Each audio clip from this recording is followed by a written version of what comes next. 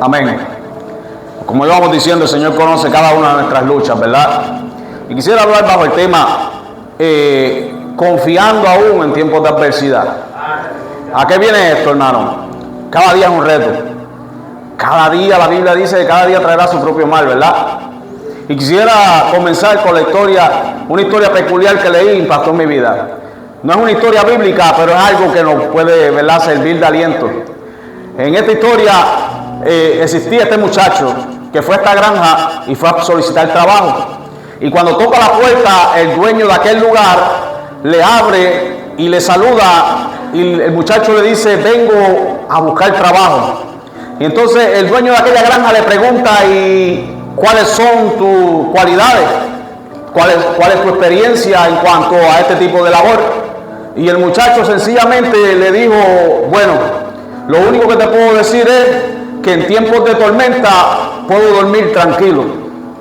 Dile que está a tu lado: en tiempos de tormenta yo puedo dormir tranquilo. En tiempos de tormenta podemos descansar tranquilo. Dilo con convicción: en tiempos de tormenta descansamos tranquilos porque sabemos quién está con nosotros. Entonces este muchacho le dice: en tiempos de tormenta puedo dormir tranquilo. Y aquel señor le dice: te voy a dar un periodo de prueba y veremos a ver si lo que tú dices tú lo honras.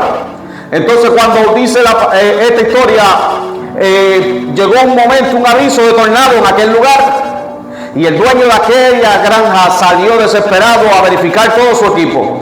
Cuando va en busca, primero va a verificar su ganado y ve que el ganado está guardado, debidamente refugiado en las jaulas de seguridad. Todo estaba encerrado, todo estaba asegurado.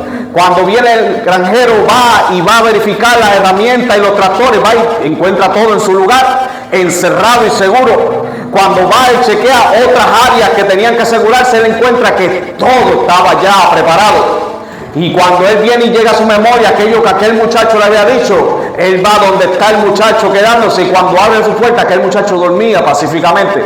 Esto es lo que Dios quiere que tú y yo hagamos. Que cuando venga la tormenta nosotros sepamos qué hacer, a dónde nosotros tenemos que ir, qué tenemos que hacer. Recuerden que la Biblia nos enseña que nosotros nos acerquemos a Él confiadamente en todo tiempo. ¿Para qué? Para hallar gracia, para el oportuno socorro, para hallar misericordia cuando más la necesitamos. Esto lo dice Hebreos 4:16, pero yo lo digo en un lenguaje que tú y yo podamos entenderlo. Entonces, ¿qué nos dice esto? Vamos a ir a la palabra y vamos a usar como texto base Salmo capítulo 4. Vamos a ir a la palabra Salmo capítulo 4 para ir entrando en este contexto. Cuando lo tengan me dicen amén. Amén. Salmo capítulo 4.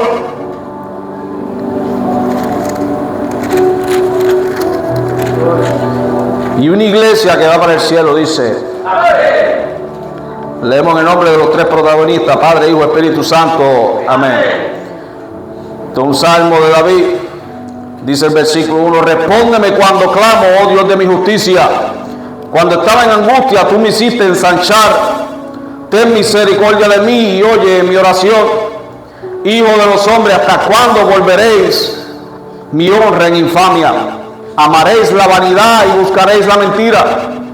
Sabed pues que Jehová ha escogido al piadoso para sí. Jehová oirá cuando yo a él clamare. Temblad y no pequéis. Meditad en vuestro corazón estando en vuestra cama y callad. Ofreced sacrificios de justicia y confiad en Jehová. Muchos son los que dicen: ¿quién nos mostrará el bien? Alza sobre nosotros, oh Jehová, la luz de tu rostro. Tú diste alegría a mi corazón, mayor que la de ellos cuando abundaba su grano y su mosto. Y aquí está el versículo clave: en paz me acostaré y asimismo dormiré, porque solo tú, Jehová, me haces vivir confiado. Porque solo tú, Jehová, me haces vivir confiado. Gracias, Señor, por tu palabra.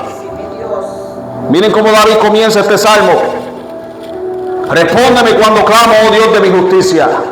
Aquí vemos una expresión que parecía que David estaba en angustia, que David se encontraba pasando por un momento difícil, y no era para menos, mis hermanos. Este salmo pudo haber sido escrito cuando David les pedía a sus enemigos que reconsideraran su apoyo a Absalón, a su propio hijo, cuando se levantó en su contra. Hay otros Aleluya. Hay otros que creen que este salmo es una oración que pide alivio de una calamidad, quizá una sequía. Probablemente fue escrito poco después del Salmo 3. Este Salmo 4 es conocido como un salmo vespertino. El versículo 8, cuando dice: en paz me acostaré y así mismo dormiré, la tradición de aquellos tiempos era como una oración de cierre del día. Todo el mal que había pasado lo cerramos en una sola oración. En tu lenguaje y en el mío nosotros decimos: Señor, gracias por otro día más, porque puedo descansar tranquilo, porque hasta hoy tú me has guardado. Entonces David, aún en la aflicción, aún sufriendo persecución, aún sufriendo la muerte, respirándole en la nuca, en un lenguaje que tú y yo podamos entender, él dijo: en paz me acostaré y asimismo dormiré, porque solo tú, Jehová, me haces vivir confiado. David podía tener cualquier tipo de problema, pero la Biblia describe a David como un hombre conforme al corazón de Dios. ¿Por qué? Porque aún con sus defectos, aún con sus acciones de conquista, aún con cosas que lo describían como un gran rey, David sabía en quién tenía su confianza. Él sabía que sus fuerzas no eran en sí mismas. Él sabía que su sabiduría no venía en sí de sí mismo, sino que él sabía que él dependía de Dios para todo. ¿Habrá alguien aquí que dependa de Dios para todo? Él le dice: ten misericordia de mí y oye mi oración. ¿Cuántas veces nos sentimos tú y yo desesperados por situaciones que nos pasan? ¿Cuántas veces nos vemos en situaciones que decimos ya no podemos más? Pero ¿cuántas veces nos arrodillamos y le entregamos todo al Señor? El Señor dijo: venid a mí todos los trabajados y cargados, y yo os haré descansar. Y David en el Salmo 8 dice: en paz me acostaré, porque David sabía en dónde entregar sus cargas.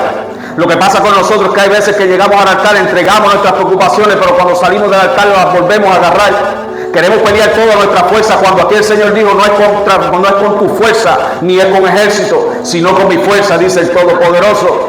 Esto no es ni con fuerza ni con ejército, sino con el Espíritu de Jehová, dice la Biblia. Entonces estoy hablando en un lenguaje que tú y yo entendamos. El que lee Biblia sabe que lo dice en un contexto diferente, pero el significado sigue siendo el mismo. Dios es el que tiene control sobre todas las cosas. Entonces, en el capítulo 3 dice: hijo de los hombres, versículo 2, ¿hasta cuándo volveréis mi honra en infamia? Amaréis la vanidad y buscaréis la mentira. David se está refiriendo a todos aquellos hombres que se unieron a su hijo en su contra. David en aquel momento estaba hablando del carácter de los hombres que hoy día la Biblia nos enseña que van a haber carácter que se van a volver en nuestra contra. Hombres que son amadores de sí mismos, hombres intemperantes, hombres que son desobedientes, hombres que van a ser traidores. Pero aún así David oraba por ellos. Aún David pedía misericordia por ellos. ¿Hasta dónde van a llegar? David no decía en ningún momento: yo voy a tomar la justicia en mis manos. David sabía dónde era, de dónde venía su justicia. ¿Sabes pues que Jehová ha escogido al piadoso para sí? Jehová oirá cuando yo a él clamaré.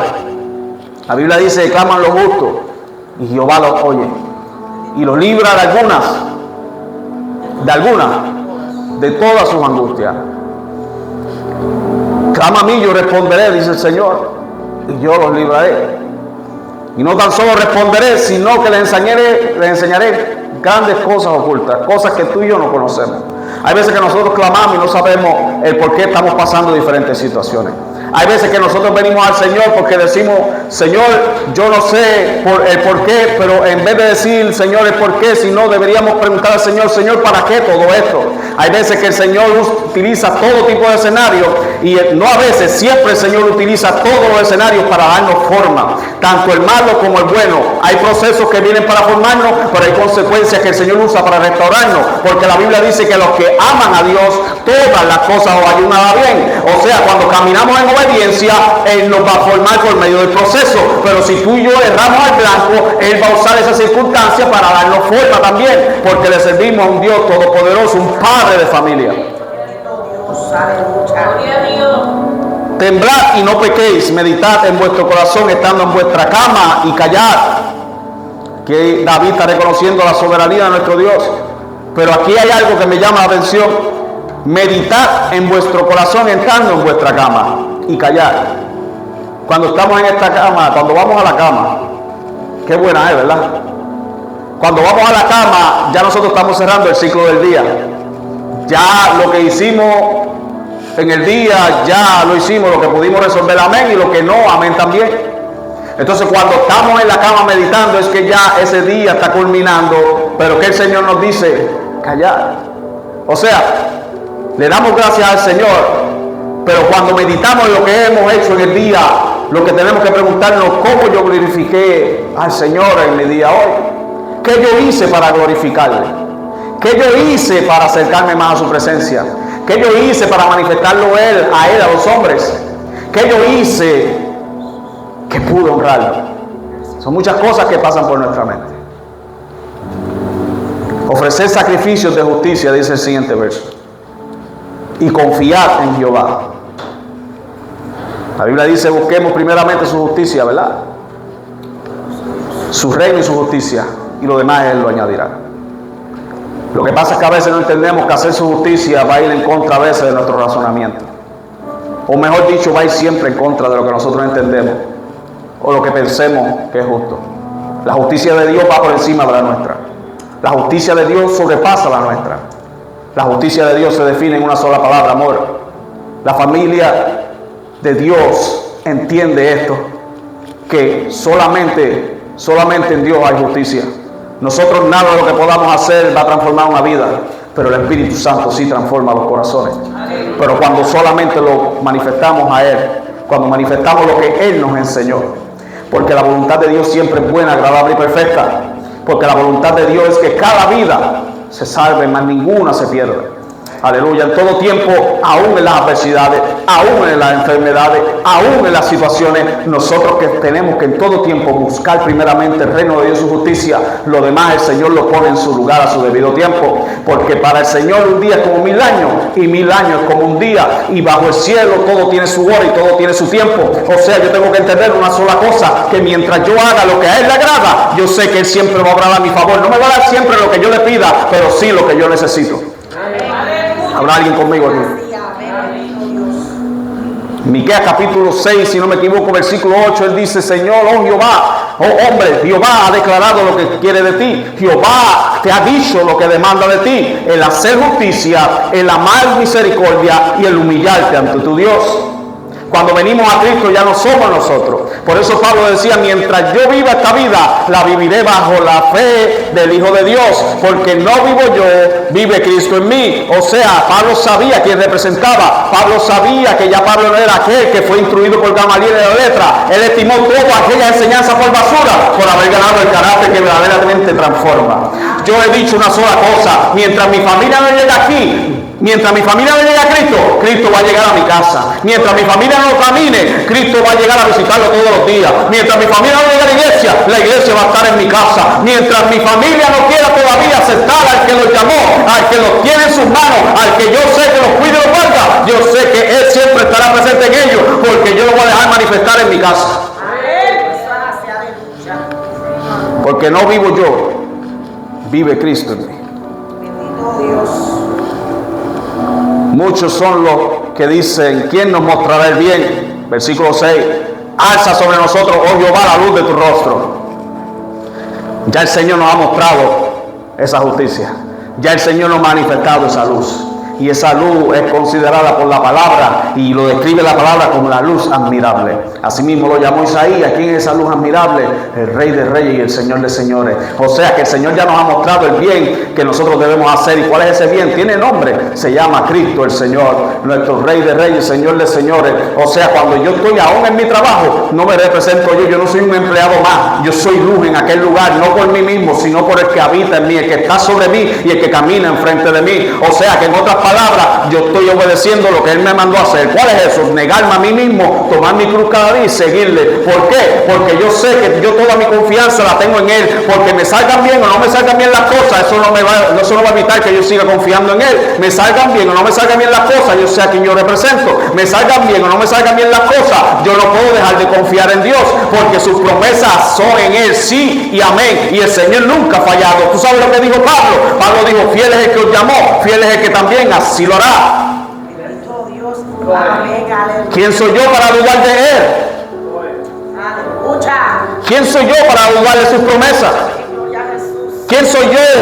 ¿Quién? Si Él lo único que pide de mí no es que yo sea fuerte, sino que sea débil para gloriarme en su poder. Él ha pedido de mí que confíe en Él en todo tiempo. Cuando Pablo entendió esto, él dijo, me gloriaré más en mis debilidades para que repose sobre mí el poder de Cristo. Entonces, cuando quiera que yo veo una situación que se está saliendo de mi control, yo voy a decirle, esto no soy yo, esto yo no voy a pelearlo con mi fuerza, yo tampoco lo voy a dejar, pero yo voy a declarar que el Señor tiene el control en todo el tiempo.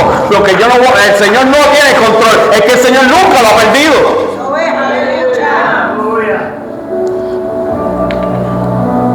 El rey David no era ajeno a la adversidad ni a la persecución.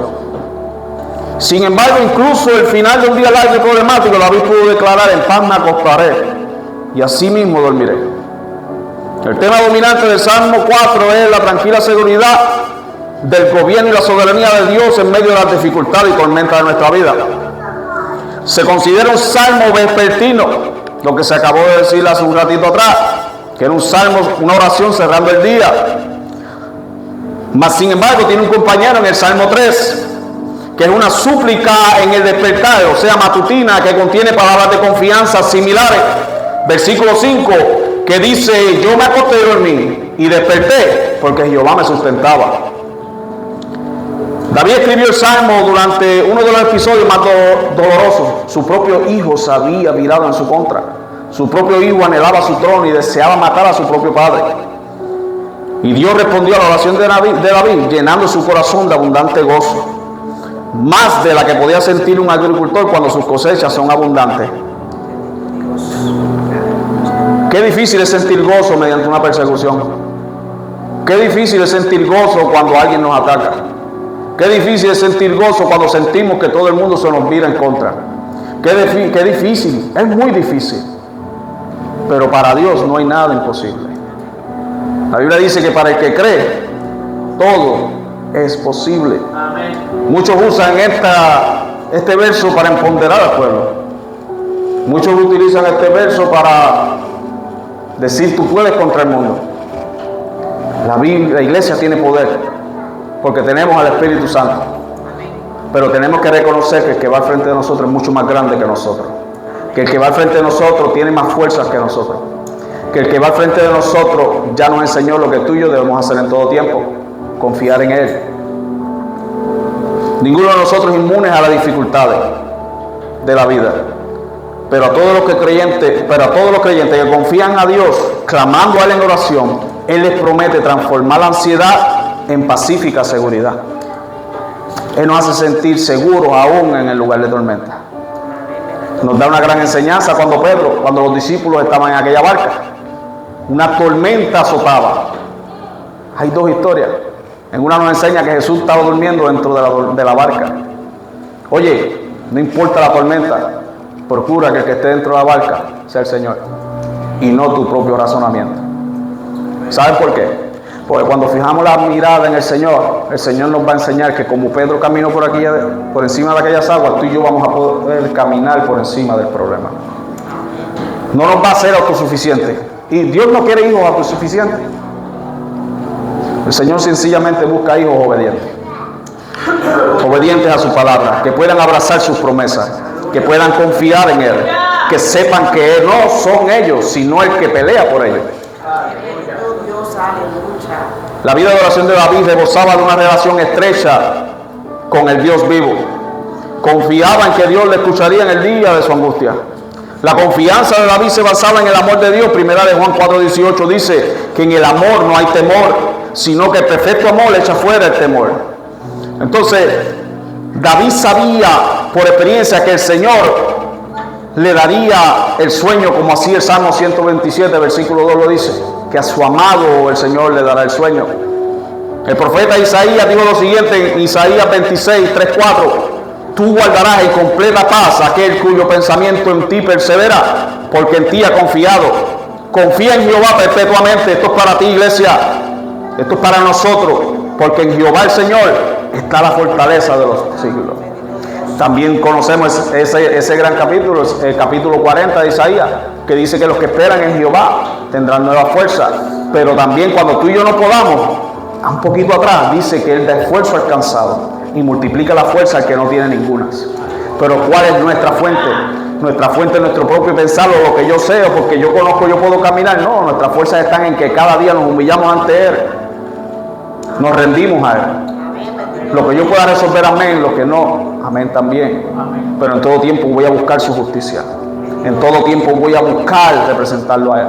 En todo tiempo yo voy a buscar agradarle a Él. Una de las cosas más maravillosas que Jesús le dijo a sus discípulos: yo todo lo que pido al Padre lo tengo. ¿Por qué? Porque yo hago lo que a Él le agrada. El mismo Señor lo dijo así, de esa manera.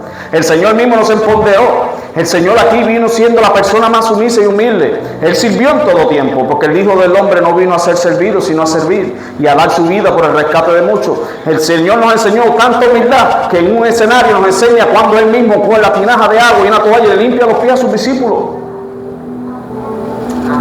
Qué lindo es nuestro Señor.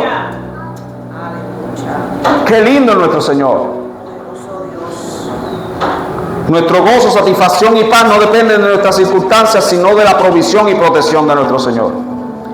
Si tienes problemas para conciliar el sueño, si tienes problemas para conciliar tu paz, recuerda estas palabras: en paz me acostaré y así mismo dormiré. Otra promesa notable para memorizar se encuentra en Proverbios 3:24. El proverbista dice: cuando te acuestes no tendrás temor, sino que te acostarás y tu sueño será grato. Permite que la verdad de la palabra de Dios sature tu mente y conforte tu corazón mientras confías en Él. Recuerda, la oración es tu recurso más poderoso en tiempos de angustia. Lleva tus peticiones al Señor y luego deja que su paz sobrenatural inunde tu alma con una tranquilidad que sobrepasa el entendimiento humano. Cuando sientas que estás perdiendo la dirección, cuando sientas que estás perdiendo en el proceso, cuando sientas que las circunstancias de una mala decisión te están robando la paz, solo acepta tu condición, acepta que por tu propia fuerza jamás podrás. Pablo a la iglesia en Éfeso le dijo en el capítulo 6, versículo 10: por lo demás, hermanos míos, fortaleceos en el Señor y en el poder de su fuerza. Vamos a aferrarnos a sus palabras. Vamos a aferrarnos a sus promesas. Imitemos la actitud de Pedro. Cuando todos, al oír el costo de seguir a Jesús, hay un escenario en donde todos lo abandonaron cuando escucharon a Jesús hablar. Esto está escrito en la palabra y dice que cuando todos lo abandonaron, Juan capítulo 6, el Señor le preguntó a ellos: ¿ustedes también quieren irse? ¿Tú sabes qué Pedro le dijo? ¿A dónde iré? ¿A dónde iré? Si solo tú tienes palabras de vida. ¿Tú sabes dónde tú y yo tenemos que ir cuando necesitemos un consejo? La palabra de Dios es viva y eficaz. La palabra de Dios nunca ha perdido su esencia. La palabra de Dios es nuestro mayor consejo. Tenemos un pastor, claro que sí. Un hombre de Dios, un hombre de visión, el hombre escogido por Dios para liderar el rebaño, sí. Y su amada esposa. Pero nunca descuides tu relación con Dios. Nunca descuides tu intimidad con Él. David no venció por los millares de ejércitos que tenía. David no venció porque fuese un hombre diestro en la batalla, porque David era un duro en la guerra. David venció porque él sabía dónde tenía que ir en sus tiempos de angustia. Él sabía dónde acercarse. Él sabía de dónde venía su consejo. Él sabía de dónde venían sus fuerzas. Él sabía quién estaba con él. Ahora te pregunto, ¿tú sabes quién está contigo? ¿Tú sabes quién es el que está contigo cuando más angustiado te sientes? ¿Acaso ha pasado por tu mente que tú no estás solo? Que tú no estás sola. ¿Acaso no ha llegado nunca a tu pensamiento que las cosas que se presentan es con un propósito divino? Que nada pasa por sí mismo. Hay veces que cosas pasan porque es proceso. El Señor nos va a formar. Pero aún en las circunstancias de una mala decisión que tomemos, el Señor, si nos humillamos y nos acercamos a Él, Él no nos va a dejar caídos por siempre. La Biblia dice que si 7 veces cae el justo, 7 veces Jehová lo levanta. Pero también me da el consejo de que si 7 veces viene mi hermano y pega contra mí, 7 veces viene y me pide perdón, 7 veces yo lo tengo que perdonar. No es que la contemos, es que el número 7 en la palabra conlleva plenitud. Es algo que, mire, fluye y nunca termina. En la vida del cristiano la palabra perdón tiene que fluir desde que se levanta hasta que se acuesta. Porque nosotros tenemos que entender que nosotros nos heredamos, nosotros no merecíamos esto, nosotros fuimos pecadores redimidos por la sangre de alguien que decidió perdonarnos. por alguien que decidió entregarse por ti y por mí, porque desde el principio de los tiempos ese fue el plan divino del Padre, el Padre de familia que nos ama cada día más, que Él quiere que nos acerquemos para que le entreguemos todas nuestras imperfecciones y sea Él el que fluya por medio de cada uno de nuestros miembros. Gloria a Dios. Confiando aún en tiempos de adversidades. Dios no quiere hijos super espirituales. Dios quiere hijos que aprendan a depender de Él. Amén. Vamos a ponernos sobre nuestros pies, ya mire. Bendito Dios. Santo Jehová.